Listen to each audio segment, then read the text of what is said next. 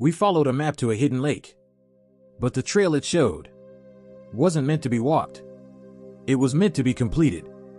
Welcome to Nightmare and Fear, the home of horror that feels too real to be fiction. Fire, if this story scares you, consider subscribing and help us reach 1,000 brave listeners before someone adds your name to the next map. Put on your headphones. Take a breath. Because once this path begins, you finish it or it finishes you. This story is called The Map in the Fire Pit. We were 4 friends from Portland. My name's Liam. There was my twin sister Casey, her boyfriend Shane, and our friend Natalia. We did one big camping trip every summer. This time, we decided to hike past the usual forest trails and find a lake we'd seen on satellite view, one that wasn't listed on any of the official maps. A perfect hidden gem. Or so we thought. We reached the spot around 5:30 p.m. No signs. No markers. Just a large flat clearing, a crumbled stone fire pit, and a weird chill in the air, even though it was August. When Shane started clearing brush around the pit, he found something. A rolled-up parchment map, inside a scorched glass bottle buried under the stones. The edges were black. The paper was stiff and greasy. But the markings were clear. A trail. With 4 red circles, each with a symbol. And one final symbol, a ring of flames. Written at the bottom in red ink. Follow your path before it follows you. We laughed. Thought it was a prank. Some LARPing kid's old prop. Still, Natalia said we should try it. Make it fun. A ritual hike. We agreed. That night, we started walking the trail by flashlight. The first red circle led us to a shallow rock bed. Exactly like on the map. We found a flat stone marked with the same room. Shane laughed and said, "We're in a scavenger hunt someone forgot to finish." We moved on. The second circle was a bent pine tree with black bark. It looked burned, but there were no wildfires here. Still, we marked it off. The third was worse. A pile of small animal bones, arranged in a perfect spiral around an old boot. Inside the boot was a note. "You're almost there. Don't stop now." Shane wanted to turn back. But Casey insisted we finish. At the 4th point, we found a perfectly round clearing with stones placed in a circle.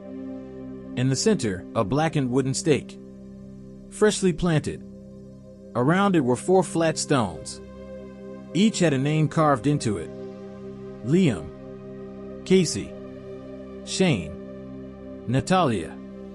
The wind stopped. Everything went still. Natalia whispered, "Someone planned this." Then the stake burst into flame. By itself. We ran back to camp. But something had changed. Our tents were still there. But they were torn open from the inside. Our sleeping bags were missing. And the fire pit, where we found the map, was now cold, buried in ash 2 feet deep. Like it had been abandoned for decades. We tried to leave. But no matter which direction we walked, we always returned to the circle. Always. We left markers. Cut into trees. They vanished. Natalia disappeared next. She said she was going to try the trail backward. We heard her scream 20 minutes later. But when we ran toward the sound, we found her voice playing from a recorder. We didn't bring a recorder. Just her voice, repeating, "Don't go back. Don't go back. Don't." Then silence. We never found her. Shane went next. He woke up in the night, walked to the center of the clearing, and knelt down on the stone with his name on it. His body sank into the dirt. No scream. No struggle. Just gone. His name faded from the stone. Only mine and Casey's remained. Casey and I tried burning the map. It screamed. I swear to God, it screamed. A twisting, high-pitched wail like something alive. When the flames died, the map was still there. unburned. But now, the path had another red circle.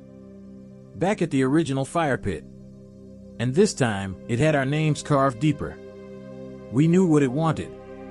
That night, Casey walked into the fire pit. I begged her not to. She looked back at me and said, "I think we already finished it. We just haven't accepted it." She stepped into the center. The flames rose. And she vanished. Now I'm alone. And the map has changed again. It no longer shows a path. Just a circle. And in the center, a small black dot. Underneath it, one word. You. If you ever find an old map buried in a fire pit, don't follow it. Because some trails aren't made to guide you. They're made to claim you.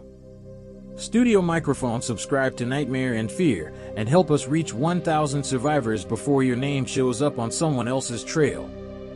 Because the map remembers. Every single night, we heard footsteps circling the tent. But it was only when we played the recording back that we realized it had been whispering the whole time. Welcome back to Nightmare and Fear, where the woods never sleep and your memories may not belong to you.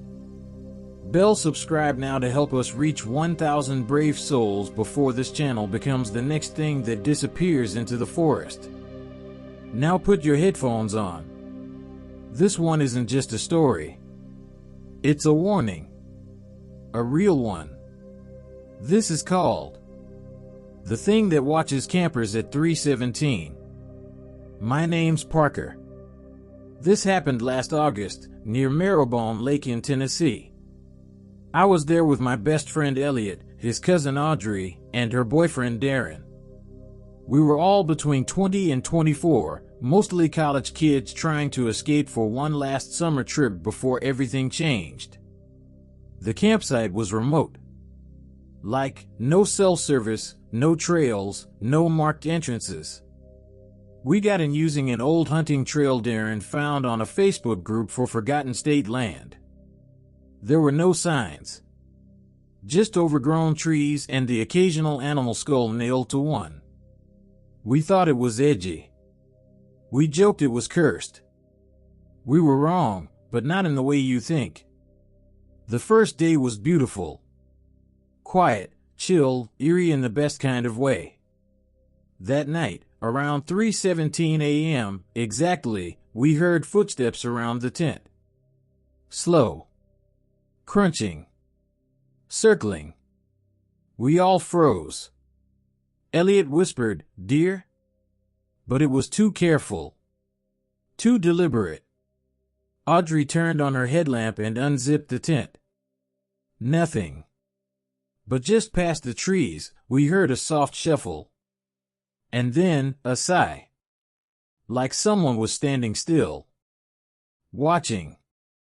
The second night, it came back. Same time. 3:17. Same steps. This time, we were ready. Darren brought his old field recorder from college.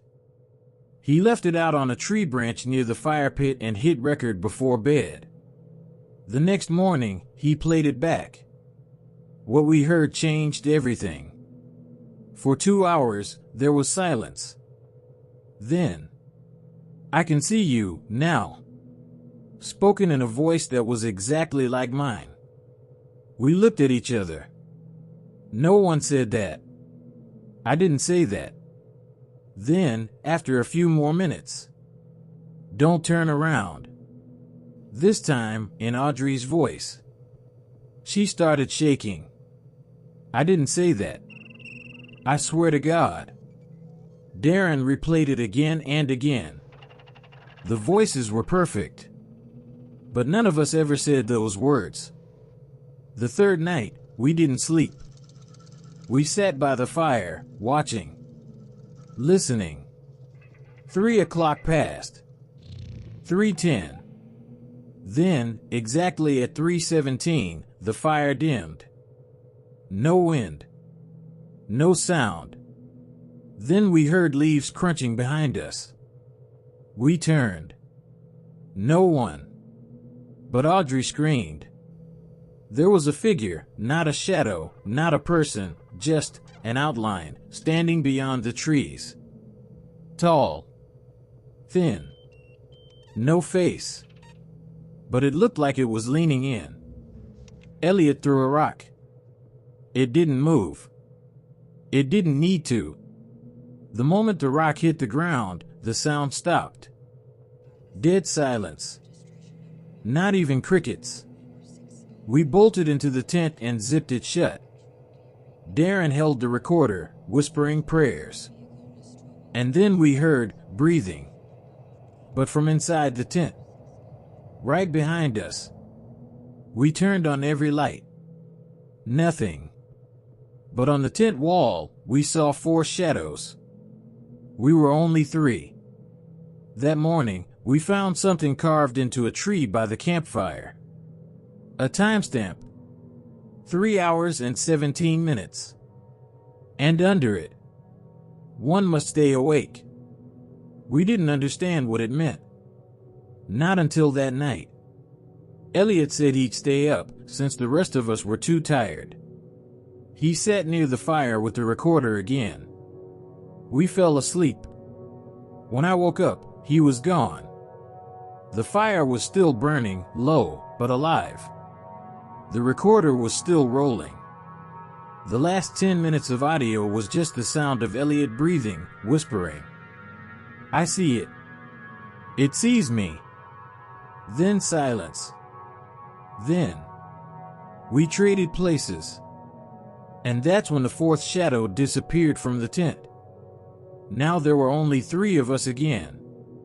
But we weren't sure who had left. Audrey kept asking me to say her name, to prove I was me. Darren wouldn't talk. That night, we didn't stay. We hiked out in the dark. No map. No signal. Just instincts. We walked for 10 hours until we hit a ranger road. They found us, dehydrated, shaking, borderline catatonic.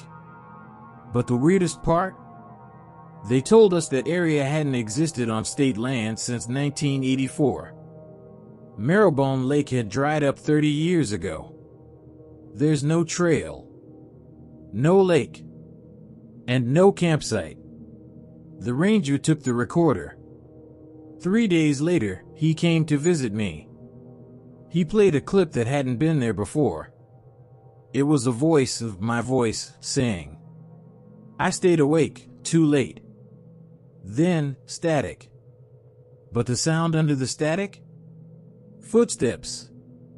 Circling. Getting closer. Then the tape ends. If you're ever out in the woods and you hear footsteps circling your tent at exactly 3:17 a.m., do not speak. Do not record. And for the love of God, do not fall asleep. Because something out there knows how to sound like you. And once it does, you'll never sound like yourself again. Studio Microphone subscribe to Nightmare and Fear and help us reach 1,000 survivors before the next shadow learns your name. And remember, one must stay awake.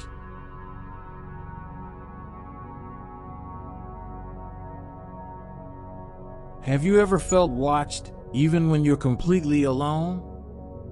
We went camping to escape everything, but what found us in the middle of the night wasn't human. And it didn't just watch, it learned. Welcome to Nightmare and Fear, your ultimate source for stories that will haunt your dreams and make you question what's real.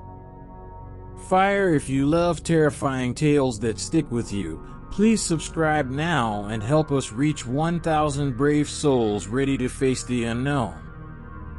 Now, turn on your headphones and listen carefully, because this story is called The Watcher Beneath the Pines.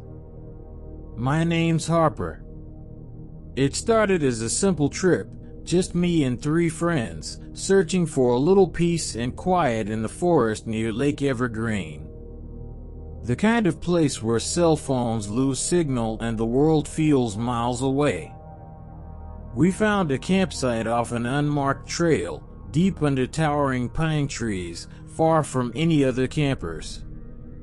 That first night, we built a fire and told stories, like you do. Laughed a lot. The stars above were bright and endless. But then, I noticed something odd. A faint humming sound, like a breath, coming from the forest's edge. At first, we thought it was the wind. But the humming didn't move with the breeze. It stayed steady. Low. Almost rhythmic. As if something was alive and watching us. By midnight, the fire was dying. We heard footsteps, slow, deliberate, crunching on dry pine needles. No one dared to move or speak. Then, right beside the fire, a shadow appeared. It wasn't human. Too tall, too thin. The shadow flickered in and out, like it was learning. The next day, Audrey, the bravest among us, ventured closer to where the shadow vanished. She found a strange patch of trees, twisted and burned, like a scar in the forest. On the ground lay a broken music box, playing a warped melody. We took it back to camp. At night, the music box played by itself.